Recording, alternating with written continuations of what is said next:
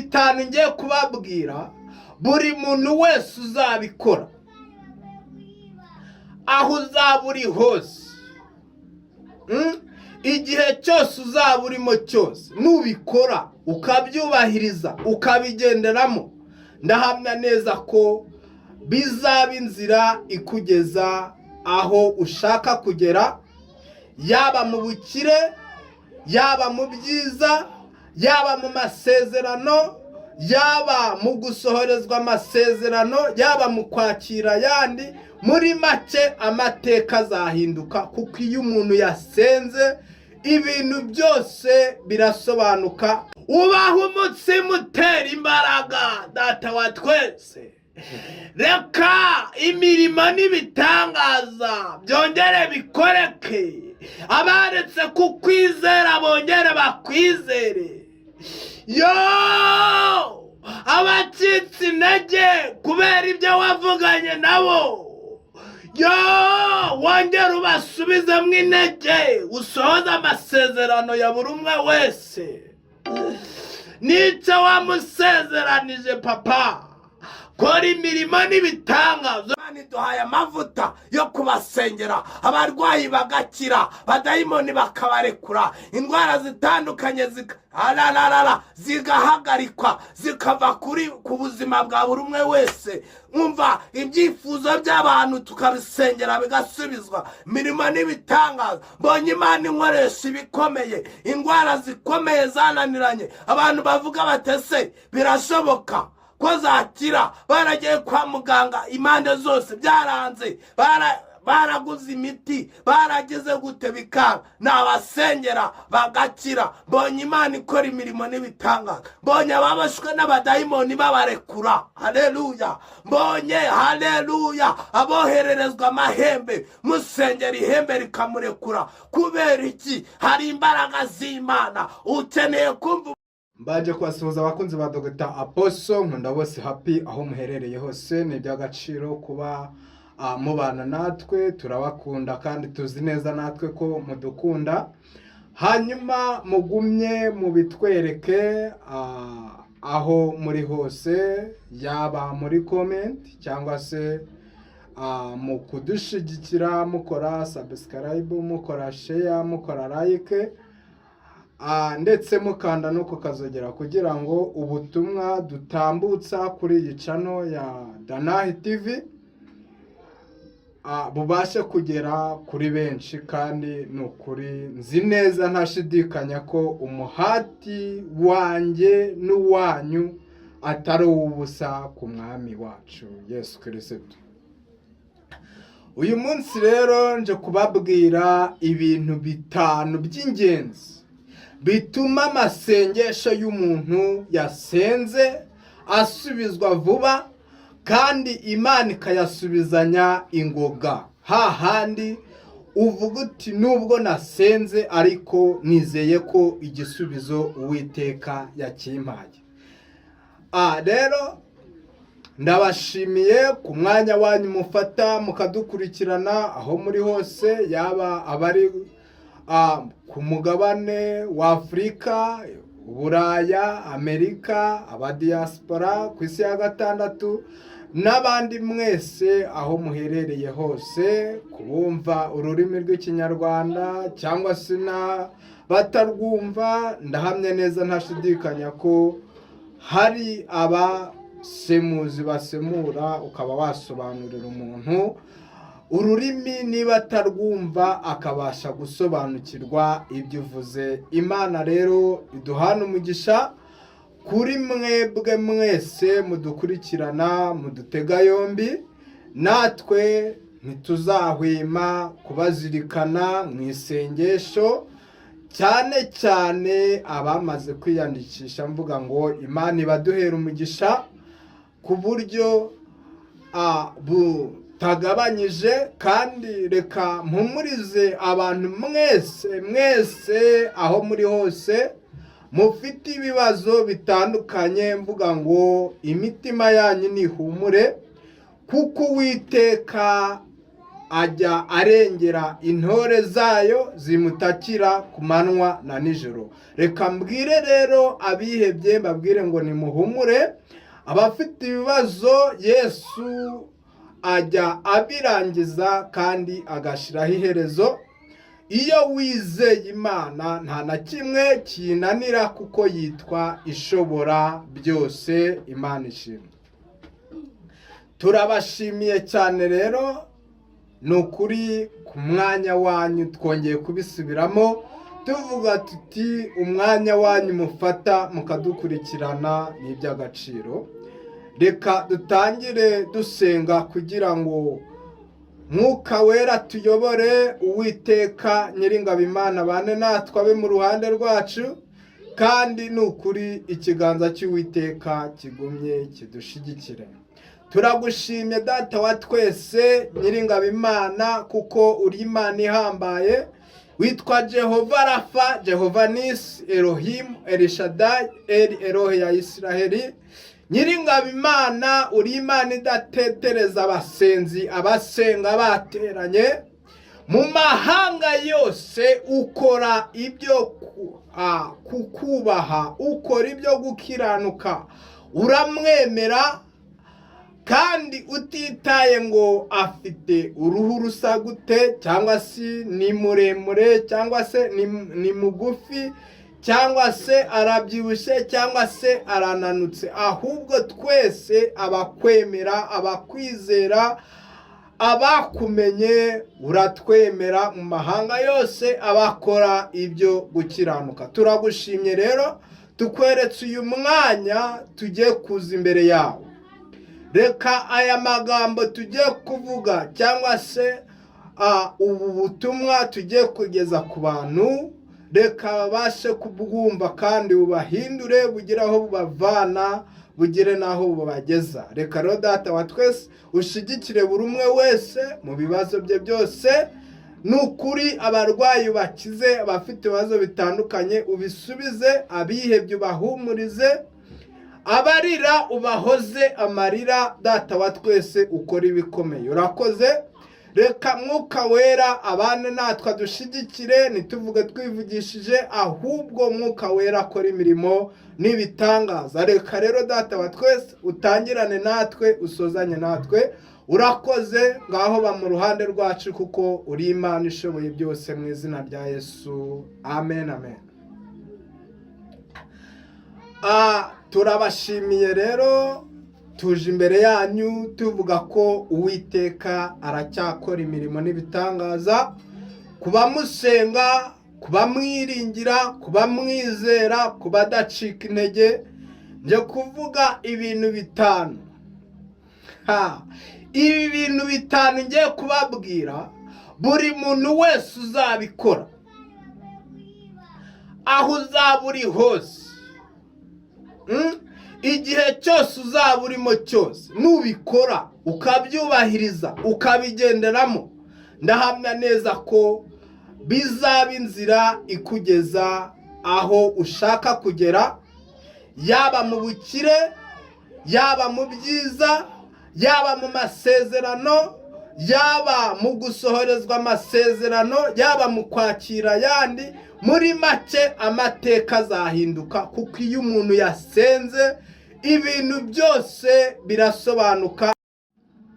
Ikintu cya mbere rero ugomba gukora mu gihe ugiye gusenga, kugira ngo amasengesho yawe atagira inkomyi, nuhamagara Imana, nuhamagara Uwiteka, nuhamagara Yesu Kristo, nuhamagara Mwuka Wera, nuhamagara uburinzi, nuhamagara ubutabazi, kugira ngo Imana ibashe kugutegera amatwi, yumva amasengesho yawe. Ikintu cya mbere, kwatura ibyaha, kwikiranura n'Imana. Icyo nicyo kintu cya mbere. Niba wakoze ibyaha ukihana, niba ari ibyo utekereza wakoze ukabyihana, buri cyaha icyo ari cyo cyose, ntugire na kimwe usimbuka. Hanyuma ndahamya neza ko umutima wacu ari wo mushinja w'ukuri. Icyo wibagiwe iyo wumviye Mwuka uri muri wowe, cyangwa se umutima wawe mujyanama abasha kukwibutsa n'ibyo wari wibagiwe. Hanyuma buri cyaha cyose ukacyatura, ndetse ukatura n'ibyaha byo mu miryango bya karande, ibyo basogokuruza bacu baba barakoze, hanyuma nabyo ukabyatura. Wamara kubyatura ukaba witunganije imbere y'Imana, uvuga ati ntacyo umutima wanjye unshinja, ndetse nta n'icyo Uwiteka Imana andega. Icyo gihe rero igice cya mbere cyangwa se kwatura ibyaha iyo ubirangije, reka mvuge icyo nicyo kintu cya mbere cy'ingenzi. Hanyuma ukurikizaho gushima Imana. Icya kabiri ni ugushima Imana, ukayishimira ibyo yagukoreye, ukayishimira aho yagukuye, ukayishimira ko yaguhaye akazi, ukayishimira ko yaguhaye urubyaro, ukayishima ko yakurinze mu ntambara ntupfa abandi barapfuye, ukayishimira ko yakurindiye ku gisasiro aho wari urwariye mu bitaro bitandukanye, ukayishimira ko yaguhaye urubyaro wari wararubuze, ukayishimira ko hari indwara yari igukomereye ikayikiza, ukayishimira ko yakurinze amarozi, yakurinze amahembe, yakurinze ibintu byose, yakurinze intambara zari zaguhagurukiye mu kazi, yakurinze ibyashakaga kukurangiza byose, ukayishimira ibyo yaguhaye. Niba yaraguhaye inzu ukayishimira ko yayiguhaye, niba yaraguhaye amafaranga wenda yarayagusezeranije ikayaguha Imana, ukayishimira muri make ko yakurinze ukaba ukiri muzima, ugihumeka umwuka w'abazima, mu gihe abandi bari guhumeka uwo mu byuma muri bomboni bari kugura bishyura amafaranga, ariko wowe ukaba uri guhumeka umwuka w'ubuntu. Ukayishimira mu byo yagiye igukorera byose. Wamara kuyishimira, hanyuma ikindi kiba gisigaje cya gatatu, gusaba Imana ibyo wifuza byose, ukayisaba. Noneho sasa iyo umaze gushima, icyo nicyo cya kabiri, kurikizaho gusaba, nicyo cya gatatu. Noneho ugasaba Imana ibyo wifuza, ibyo wumva ukeneye. Ese niba uri umukobwa ugasaba umugabo, niba uri umusore ugasaba umugore, niba se hari icyo ubura iwawe ukagisaba, niba se uri umushomeri ugasaba akazi, niba se utabyara ugasaba umwana, niba se urwaye ukayisaba, ukayibwira ati Imana nkiza iyi ndwara yanjye, mbega ukayisaba. Niba uri mu bukode ugasaba ko Imana yaguha inzu, ukagira ibyo usaba, ukabisaba Uwiteka nawe arumva, kubera ko hari tape ya mbere warangije, urangiza n'iya kabiri, ugeze ku ya gatatu. Hanyuma ibyo byose Imana igenda ibikurikirana mu isengesho. Iyo twasenze twaje imbere y'Imana, kuko iravuga ngo muze mwenyine twihererane, munsanga ahantu hatari abantu, dore imiruho irabarembeje, urusaku rurabaruhije, muze mwenyine twihererane. Ukagenda ukayisenga, wayisengera aho wumva ushaka hose, ariko hatari urusaku, hatuje, wayegereye Imana ugasabana nayo. Nukuri ndahamya neza ntashidikanya ko Imana irakumva. Ikintu cya kane rero, guhiga umuhigo mu masengesho yawe, mu byo usaba, mu byo waka Imana ukeneye ko ikora ku buzima bwawe, ugasaba uhiga umuhigo. Wenda ndatanga urugero aho ngaho mu guhiga. Hana yari yarasenze Imana, arangije agasenga buri gihe, akagira gute, uko umwaka utashye bakajya gutanga ituro yishimwe n'umugabo we ndetse na mukeba. Muri make akagenda agahinda kamwishe, ariko akajyayo. Hanyuma umunsi umwe ahindura isengesho, aravuga ati rero ugomba no guhindura isengesho, nako kantu ujye ukamenya, niba hari uko wasengaga ugahindura. Arangije yasengaga ari kuvuga cyangwa se ari kurira, noneho arabihindura asengera mu mutima. Eli akazajya abona iminwa iri gukomangana. Arangije abaza Hana, aramubaza ati wa mugore we, niki cyakuzanye mu nzu y'Imana wasinze?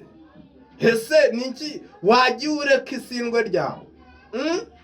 Ariko Hana kuko yarazi icyo ashaka, nkeneye abantu bazi icyo bashaka, apana kuza imbere y'Imana uje gukina, uje kurondora, uje gutukana, uje mu mafuti. Oya, ntabwo yahise agira umujinya ngo nuko amubwiye ngo reka isindwe ryawe, ahubwo yaravuze ngo umva mukozi w'Imana, njyewe umuja wawe ntabwo nasinze, ahubwo nsutsu agahinda kanjye, nsutse amarira yanjye imbere y'Imana, ndi gusenga nsaba Imana kugira ndebe ko yandengera, kugira ndebe ko yankuraho iki gisuzuguriro, kugira ndebe ko yankiza Penina n'agasuzuguro ke n'abana be, kugira ndebe ko nanjye inda yanjye hagira ikijyamo.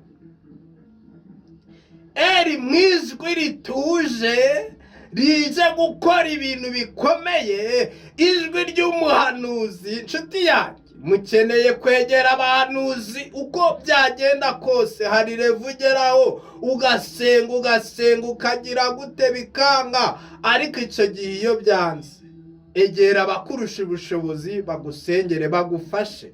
Duhari ku bwanyu kugira tubafashe. Yego, habwirwa benshi hakumva bene.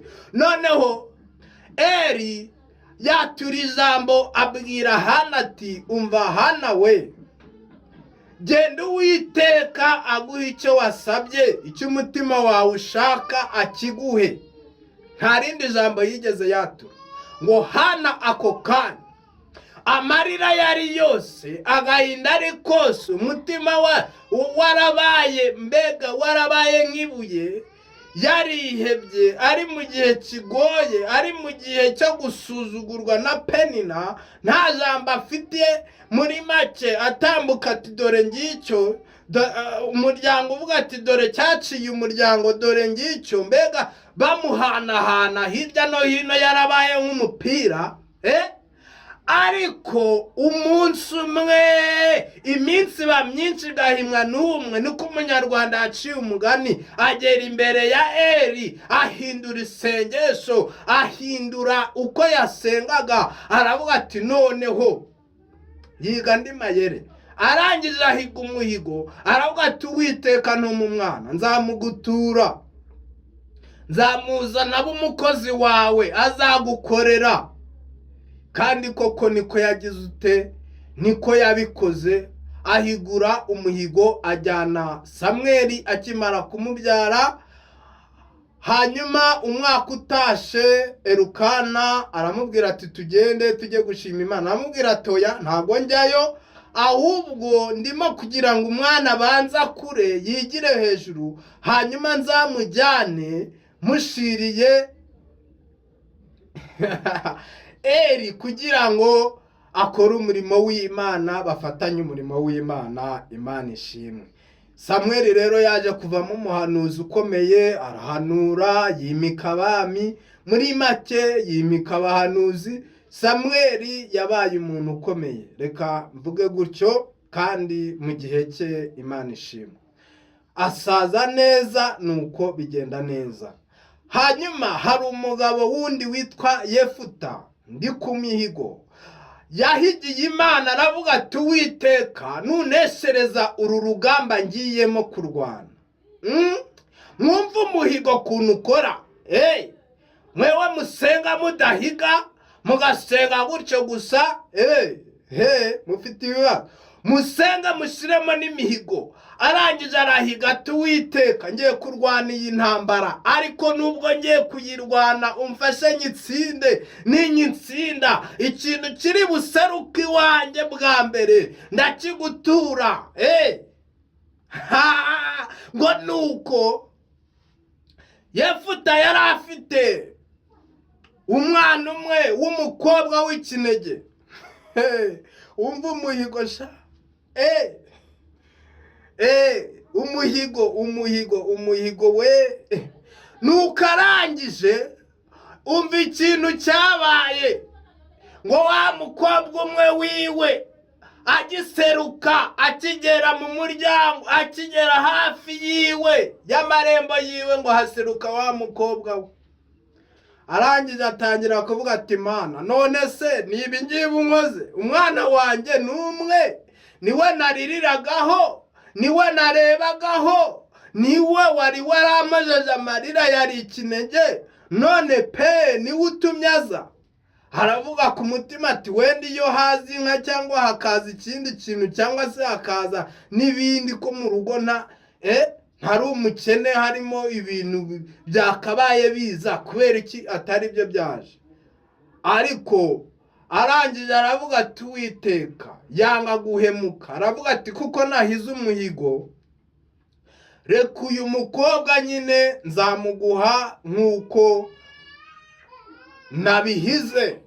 Arangije abwira umukobwa, aramubwira ati genda ujye kuririra ubukobwa bwawe, hanyuma nzagutamba nkuhe Uwiteka, kubera ko nahize umuhigo, migira Imana, nyibwira ko ikintu kizaseruka iwanjye bwa mbere nzagiha Uwiteka. Rero genda uririre ubukobwa bwawe. Umukobwa aragenda ararira, arangije afatanya n'abandi, muri make birangije aramuha Uwiteka nk'uko yari yagize nk'uko yari yahize. Aho ngaho ngaruke ku mihigo rero ntaraharenga, ku kintu cya kane cy'imihigo. Umva, hari abantu benshi barimo kubesha Imana, babesha Imana. Uti ese Dr. Poso nkunda bose happy, ese abantu babesha Imana bate? Umuntu agahigira Imana umuhiga, akavuga ati Imana nunkiza iyi ndwara nzagukorera, Mana nugira icyo ukora nzatanga icya10 n'amaturo, nugira icyo ukora ukamakazi nzajya ntanga icya10 n'amaturo, nzafasha abakene, nzagaburira abashonje. Agaheruka bivuga, Imana yakamuha akirira, akavuga ati oya, ubundi ni nyamuhana abapasiteri bari buyarye, cyangwa abapotere, cyangwa n'abandi bakozi b'Imana, ntago Imana ibya. Yego rata. Abantu bagahigira Imana umuhigo, barangiza ntibawuhigure, kandi icyo yahigiye cyarabaye, cyarakozwe. Niba yaraguhaye inzu ukavuga ati nzatanga ituro ry'ishimwe, Mana nzagushima, warangiza ntushime Imana ukibera aho ngaho. Mwibutse ko amashimwe, iyo ushimye Imana, muri make iyo umuntu umushimiye, bisanzwe niyo waba ugiye gushimira umuntu usanzwe, iyo umushimiye hari igihe havuga ati umuntu kubera akanshimiye, wenda muri duke namuhaye cyangwa byinshi, bibaye na ngombwa kumwongera namwongera. So ubwo ni ku ruhande rw'abantu, reka twigerere ku Mana. Iyo uyishimiye ukayishimira mu byo yagukoreye, ugashimira mu byo yagukoreye, ugahigura umuhigo niba warawuhize, hanyuma ukaza imbere y'Imana ukayibutsa, ukavuga ati Imana ni njyewe wa mugore, ni njyewe wari waje nafite urubyaro none ndarufite, ni njyewe waje uri kurira nta kazi mfite none ndagafite, ni njyewe waje ntagira homba none ubu warahampaye, ni njyewe waje ntagira n'ubukode bw'inzu none ubu mbasha gukodesha inzu, ni njyewe ukayibutsa, ukayishimira, ukavuga ati Imana sinyobewe kubyibuka, ariko ndagushimiye, ugatanga ituro ry'ishimwe. Imana iravuga ati uyu muntu nshimiye ko namuhaye inzu, uwamuha n'ibindi bitwaye iki? Yego rata. mujya mushima rero, mushimira Imana ibyo yabakoreye, hanyuma bahize imihigo nayo namwe muyihigure, kugira ngo Uwiteka mukiranuke nawe here kuba urubanza hagati yawe n'Imana ivuga iti runaka ko yamigiye umuhigo ariko ntabe yarawuhiguye. Reka mbabwire ngo nanjye ubu tuvugana hari ibyo nahigiye Imana, ndavuga ni Imana nzagukorera bitewe na situation nari ndimo, si ngombwa wenda kuba nayivuga, ariko ubu ngubu ndi kuyikorera. Bishatse kuvuga iki? Ntabwo nahize umuhigo ngo mvuge ngo Mana bitewe nuko byagenze neza hanyuma ngo niturize nicare mvuge ngo byararangiye, ibyo nashakaga warabikoze, cyangwa se hari n'ibindi uteganya gukora, ariko kuko nayihigiye ngo Mana nzagukorera, ninsanga bimeze gutya na gutya, ubwo nawe wumva umuhigo wawe ngewe nkubwiye uwo nahize ko nawuhiguye ndayikorera. Yego, hanyuma aho ngaho ndababwira ngo buri muntu wese ufitanye urubanza n'Imana ruvuga ngo yahize umuhigo ntiyawuhigura, awuhigure hanyuma akiranuke n'Imana. Imana ishimwe. Uyu munsi ntabwo ndi buvuge ibintu byinshi, oya, tuje kwiganirira ibintu bituma umuntu asenga Imana ikamusubiza. Ikintu cya mbere twavuze ko ari ukwatura ibyaha cyangwa kwikiranura n'Imana. Icya kabiri gushima Imana mu byo yagukoreye. Icya gatatu gusaba Imana ibyo wifuza byose, ibyo ukeneye. Icya kane, ubwo ndi kuvuga mu ncamake, wenda hari ababa batatangiranye n'ikiganiro cyangwa se babandi bagenda babicimbura ntacyumve cyose. Hanyuma icya kane navuze guhiga umuhigo. Hanyuma tugeze ku cya gatanu cyo abakirisitu benshi cyangwa abanyamasengesho benshi kikunda kubananira benshi, ariko nubwo gikaze kirakora gusumbya. Navuga gute se? Gusumbya n'ibyo navuze byose. Muri make, gusenga amasengesho ni byiza, ariko hari icy'ingenzi ntari navuze, aricyo kinakomeye, aricyo cya nyuma ngiye kubabwira. Gusenga amasengesho wiyirije ubusa, ugasenga Imana wiyirije, ugasenga iminsi 2 cyangwa 3 cyangwa 4 cyangwa 7. Ntawe mbwenga azasenge 40 cyangwa 120. Oya, ni ukubabesha nshuti yanjye, mutazarinda mupfa mugahwera. Nta muntu wemerewe kurenza iminsi 7. Oya, ngari gusenga atarya atanywa, ndakurahiye wapfa bagushingura. Cyokora abadamu bo babasha kwihangana 7 barayimara, ariko abagabo sinzi ko babibasha bayigeza iyo minsi 7. So rero gusenga isengesho ryitwa mufiririzo, isengesho bita mufiririzo, utarya utanywa. Apana bya bindi byo kuvuga ngo nimugoroba ngo ndafata kaneke, ngo ndafata icyayi, ngo urumva, ngo urabona, ngo ndarya dukeya, ngo urumva. Oya, ibyo ntabwo bikora. Yesu yaravuze ngo bene uwo mudayimoni nta kindi kimwirukana, kimukuraho, usibye gusenga no kwiyiriza ubusa. Gusenga wiyirije ubusa rero, ugasenga iyo minsi 3 cyangwa 4 cyangwa 7, biterwa n'iyo ushoboye. Yego, bitewe n'imbaraga zawe, cyangwa 2. Umwe wo rwose ntago wambwira ngo wasenze rwose. Oya, twumvikane. Babandi basenga guhera saa 12 z'igitondo bakagera saa 12 z'umugoroba, ngubwo basenze umunsi. Icyo ni igice. Niba watangiye saa 12 za mu gitondo, umunsi uzarangira ejo saa 12 za mu gitondo, igihe watangiriye. twumvikane, niba ari iminsi ibiri ni uko ugomba kubara, ntabwo ugomba kubara amasaha 12, umunsi ugirwa n'amasaha 24. Yego, ibyo ngibyo byagiye bibaho kenshi ku bakirisitu, abo twagiye dusengana bamwe na bamwe. Ntabwo najya kubabwira ngo ni runaka, oya si ngombwa, ariko abenshi hari abatazi kubara gusenga nyine ngo amenye ngo umunsi ugizwe n'amasaha angahe, wakibarira 12 kandi umunsi ugizwe n'amasaha 24. Hanyuma rero nababwiraga gusenga wigirije ubusa ibyo bintu.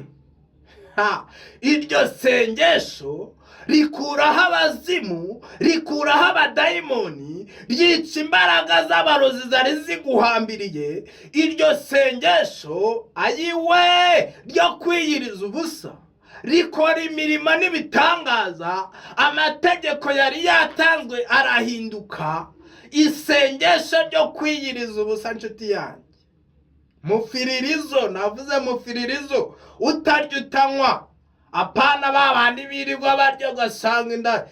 Niba ari mu masengesho ngo yasenze n'ayo umunsi we, umuntu agasohoka akajya gukubita amandazi, akarya amakeke, akanywa amata, niba hari ibiryo gatikura akarya, yarangiza akagaruka mu rusengero cyangwa mu cyumba cy'amasengesho, cyangwa niwe se wenda akavuga ati reka ndye ni hahandi. Reka nkubwire, niba watangiye isengesho uvuga ngo Mana nje imbere yawe, ukayibwira ati Mana nzamara iminsi 3 cyangwa nzamara iminsi 2 cyangwa nzamara iminsi 4, bitewe nuko ikibazo cye kimeze n'uburemere gifite, bitewe nuko ushaka ko Imana igusubiza. Yego, warangiza ku munsi wa mbere ukarya cyangwa wa kabiri ukarya, icyo gihe uzaba ubyishe, kandi iyo minsi 3 utarayirangiza cyangwa iyo minsi 4 utarayirangiza. Reka ngutangarize ngo igitangaza Imana yari kugukorera ntacyo uzabona, kubera ko wisha amasezerano. Rero kugira ngo wice amasezerano ubure byose, wagira ute? Wavuga ati Mana mu ntege nke zanjye nshoboye wenda y'iminsi 2, ni urugero, nshoboye y'iminsi 2 cyangwa y'iminsi 3 cyangwa 4 cyangwa 7, nzayabasha. Ukayasenga, ariko ntuyibeshye, ntuyiryarye, kubera ko iyo uyiryarye ibintu nyine nawe ni hahandi utegereza igisubizo ukakibura, kandi wasenze, kandi waje imbere y'Imana, waje kuyitakira kugira ikurengere. Rero hari gusenga Imana ukayisenga nta mikino irimo, ukaza nyine uje gusenga uzi ikikuzanye imbere y'Imana. Hanyuma rero gusenga wiyirije ubusa bikora imirimo ikomeye kuruta n'andi masengesho yose nari navuze, cyangwa se ibyo biriya bice 5 navuze nabyo ugomba kubishiramo. Yego, iyo wegeze imbere y'Imana, ariko noneho akarusho iyo hiyongereyeho gusenga utarya utanywa, byo biba ari akarusho. Wigirije ukaza imbere y'Imana ukayitakira, muri make ukayiririra, ukayibwira ibibazo byawe byose ufite, muri make ukinigura, niba urira ukarira, niba uryama ukaryama, muri make uko usenga kose, ariko washizemo ukuri, ntuzane uburyarya imbere y'Imana. Hanyuma ndababwira umuntu muri Bibiliya wasenze amasengesho, hanyuma arangije yo kwiyiriza, Imana ibana nawe. Hari Ezira wasenze ubwo yavanaga Abayisiraheli mu bunyage, bageze mu nzira, bayoboza Imana inzira, basenga amasengesho yo kwiyiriza ubusa, babaza Imana bati Imana tubigenze gute? Irabayobora. Hanyuma ndagera kuri Moridekayi na Esiteri. Ahaho reka mbabwire ni faya. Umva kuntu byagenze, ntega amatwi yombi nshuti yanjye, aho ntucikwe kuko ho birakaze. Umwami yari yamaze gusinya ko abayuda bose bagomba gupfa. Yamaze gushiraho kashe, yasinye, abisinya yohejwe n'abari munsi ye cyangwa se Hamani n'abo bari kumwe muri komite nyobozi yabo. Bagambanira Moridekayi, baravuga ngo kuko atamwubararira agomba gupfa. Baravuga ati si ugomba gupfa ahubwo n'abagenzi be, abizera Imana cyangwa se abemera Imana nkawe, nabo bagomba gupfa. Umva, hanyuma uko byagenze, wumve kuntu Imana ikomeye kandi wumve n'amasengesho kuntu akora, agahita akuraho bya bindi byari byasinywe bigasinyurwa, hagasinwa andi masezerano cyangwa se ibyo umuntu yari yapanze bigakurwaho. Imana igakora igitangaza. Mu gihe umwami yamaze gusinya, abayisiraheli bajya mu masengesho. Esiteri arasenga. Nuza uyu mugabo Moridekayi arasenga, yiyambika ibigunira, yitera ivu, agenda gusenga Imana. Amasengesho yamufiririzo, aravuga ati Imana, ntabwo nkeneye gupfa, ndacyafite icyo kugukorera, ndacyafite gahunda, ndacyakomeje kukubaha, ndacyakomeje kugusenga. Uwiteka we, ntabwo ari igihe cyo gupfa, iki ni igihe cyo kubaho. Esiteri arasenga, bose barasenga. Hanyuma Esiteri araseruka, asoje. Bari bafatiwe imyanzuro yuko bagomba gupfa aho bari hose mu gihugu hose, bakagenda bakabatsemba, ntihagire n'umwe usigara. Ariko baravuga bati ntabwo tugomba gupfa kuko dufite Imana iturengera. Pifo morajeze, ntabwo tugomba gupfa twebwe kuko mu ijuru hari Imana iturengera. Twe dufite utuvugira, dufite umuvugizi, dufite umurengezi. Barangije bafata inzira, baravuga ati tugomba gusenga. Hanyuma imigambi ya Hamani ikaburizwamo. Imana ishimwe. Amasengesho rero iyo wayasenze, ukabuza icyakujyanye imbere y'Imana, ukabuza icyatumye ujya gutaka, ukayihendahenda, imigambi yose yari kugambiriweho ikurwaho. Amarozi yose baguteze akurwaho. Imigambi yose mibi yaguteguriwe ikurwaho.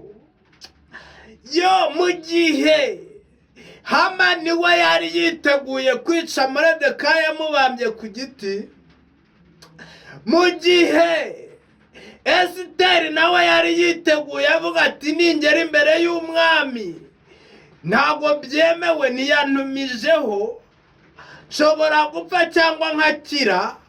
Ariko 99% yari azi ko ari bubeho.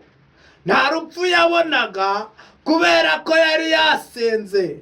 Isengesho rihindura ibintu, bya bindi wowe utatekerezaga, bya bindi utibwira gutashikiraga, isengesho rikabikora, rikamenagura ibitare, rigakuraho buri kimwe cyose cyari kishize hejuru. Mu gihe Esiteri yageze imbere y'umwami Ahasuwerusi, akimutunguka imbere, aho kuvuga ati mumufate mumwice, amutunga inkoni. Bivuze ngo baho, bivuze ngo akira ubuzima, bivuze ngo uratonye. Atangira kumubwira imitoma. Aramubwira ati sheri, mbwira niki wifuza? Zopayasi kamande jeze, niki wifuza mbwira? Aramubwira ati sheri, n'uburyo nkukunda ngewe na kimwe cya kabiri cy'igihugu nakiguha. Imana ishimwe. Ariko ruzi ko amasengesho atuma n'umugabo niyo yaba yarakwanze agaruka. niba atavugaga sheri shushu akongera akabivuga, ariko mwabaye mute? warasenze uburiki. Ahasuwerusi amutunga inkoni, bivuze ngo baho, bivuze ati cira ubuzima, bivuze ngo uratonye. Arangije aramubwira ati mwami, ntabwo nkeneye igihugu kubera ko ndi umwamikazi, ndi umugore wawe, ariko icyo nje gusaba agahanga kanjye na bene wacu, kuko umugome Hamani yamaze kutugambanira, kandi nawe ubwawe warasinye uvuga ko tugomba gupfa, kandi mu bagomba gupfa nanjye ndimo. Umwami akibyumva uburakari buramuzibiranya, ngo arangije arasohoka, arizimbazimba, arajijisha ngo arebe ko byagabanuka. Wapi, bitewe n'uburyo yakundaga umugore we. Arangije aragaruka aravuga ngo ninde wahangaye gukora icyo kintu? Aramubwira ati mwami, mugabo wanjye sheri shushu, ni Hamani ushaka kugupfakaza. Ntabwo yifuza ko wagira iterambere, wagira icyo ugeraho. Umwami ngo abyumva ati Hamani, nako ngako bagakubise mu matwi, ntabwo yari abizi. Vurema hari igihe umuntu arengana mu byo yari yasinye, yabisinye azi ko wenda agiye kurengera Hamani, ariko kumbi harimo nuko umugore we nawe agiye kubigenderamo, ariko ntabwo yari abizi. Abantu baterekwa yewe nta makuru muba mufite rata. Iyaba yerekwa, iyaba ari umunyamavuta, yari kubimenya ko yagambaniwe n'umugore we. Bagiye kubarangiza. Yari kuza umuntu gupfakaza akakwicira umugore, aragatsindwa n'Uwiteka. Umva umwami, ariko icyo kintu mvuze abagabo baracyumva cyane, abagore nabo ubwo nyine, ubwo uwo bitari byabaho nuko. Nuko umwami atanga itegeko, aravuga ati umugore wanjye ntabwo agomba gupfa, ahubwo ngiye kubonana na Hamani. Mu gihe Hamani we ari hafi aho ngaho yiteguye kuza gusaba Moridekayi ngo amumanike ku giti. Umve kuntu Imana itegura ibintu, umve kuntu Imana iburizamo imigambi y'abarozi, umve kuntu Imana ihindura amateka. Ayiwe, inzandiko bari baranditse bakazihindura, bakavuga andi magambo mashyashya, ibyo bavuze kuri bupfe bakavuga atagomba kubaho, bagahindura amagambo. Murozi agatangira atumva, nubwo navuze ko ndi bumwoherereza ihembe, nyamara uwamureka nta nica ntwaye. Bagatangira bakivuguruza. Umva, niba nari kumutega nkamwica, oya reka mwihorere, wenda ashobora kuzicwa n'abandi. Amagambo agahinduka, imvugo zigahinduka. Mu gihe Hamani we yari yiteguye kuza gusaba Moridekayi, yari kubyina, arangije ageze ku mwami atumva. Aramubwira atumva, muvandimwe, hajya uwo mwami akunze kubaha bamugenzereza bate, niki bakora? Aratangira ati bazana ikanzu nziza bakayimwambika, bazana ifarashi nziza bakayimushyiraho, bazana ifarashi umwami agenderaho bakayimushyiraho akayicaraho, yego, bazana impeta y'umwami bakayimwambika, bakamuzengurutsa umurwa. Imana ishimwe. Hari igihe utembera ukanyura ku murozi, ukanyura ku wakugambaniye ashaka kupfa, ukamunyuraho wemye. Kubera iki? Kubera Imana. Akavuga ati ko nari nohereje ibimurangiza, kubera icyo akiriho, kubera ko imitego nari nateze, kubera icyo atapfuye, ko nari nasinye ko agomba kwirukanwa ku kazi, kubera icyo atirukanwe. Imigambi ya Hamani sha, Hamani nta cyiza kimuturuka. Ngo nuko abwira umwami ati umwami uwo umwami akunze kubaha, bazana ikanzu nziza bakayimwambika, bakamushyira ku ifarashi, bakamwambika impeta y'umwami, bakagenda mu murwa bazenguruka, ngo umwami akunze kubaha bajye bamugirira batya. umwami ati hatabuzeho na kimwe. Banza yarahise avuga no mu ndimi. Ati genda ubikorere Moridekayi uwo. Ngubwo akimara kubimukorera amuzengurutsa mu mutima avuga ati kama mbaya ni hahandi ngomba kubikora ko ari itegeko se.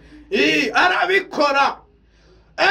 Aramutambagiza agenda aririmba avuga ati umva uwo mwami akunze kubaha baramutembereza. Umva hari igihe utembera we bakabibona. Nuko ageze imbere y'umugore we Hamani abibwiye umugore ati ri dotaya zomene. Atumva nubwo nahanura nubwo nasanzwe ndi umuhanuzi, ariko atumva ubwo watangiye kunesherezwa imbere ya Moridekayi ati no kumugwa imbere Zopaya sika uzamugwa imbere. Ayiwe ngo hanyuma ariko Imana iratangaje.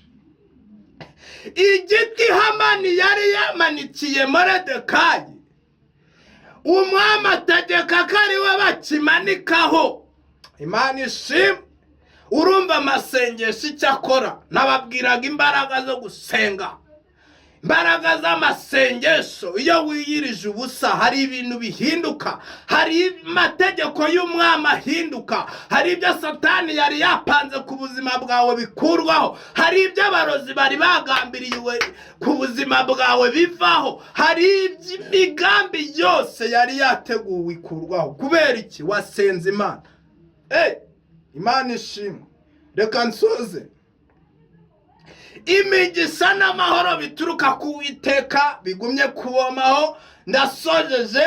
Kandi Data wa twese, buri umwe wese uzumva iki kiganiro uzamukorere imirimo n'ibitangaza. Reka Data wa twese hari abasengaga mu ijoro none barabiretse. Reka Uwiteka bongere basubire ku gicaniro. Hari abasengaga amasengesho yo kwiyiriza none babivuyemo.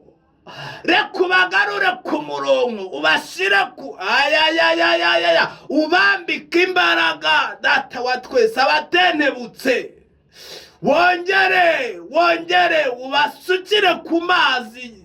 Ayiwe ubaha umutsima utera imbaraga. Data wa twese reka imirimo n'ibitangaza byongere bikoreke. Abaretse kukwizera bongere bakwizere. Abacitse intege kubera ibyo wavuganye nabo, wongere ubasubizemo intege, usohoze amasezerano ya buri umwe wese. Nicyo wamusezeranije papa. Kora imirimo n'ibitangaza. Urakoze ko wabanye natwe, ugatangirana natwe, ukabusozanyije natwe. Icyubahiro ni icyawe nyagora ku ngoma. Urakoze. Habwa icyubahiro kuko uri Imana amahoro. Mu izina rya Yesu Kristo wa Nazareti wapfuye akazuka, dusabye twizeye ko byumvise kandi bikoze. Amen, amen.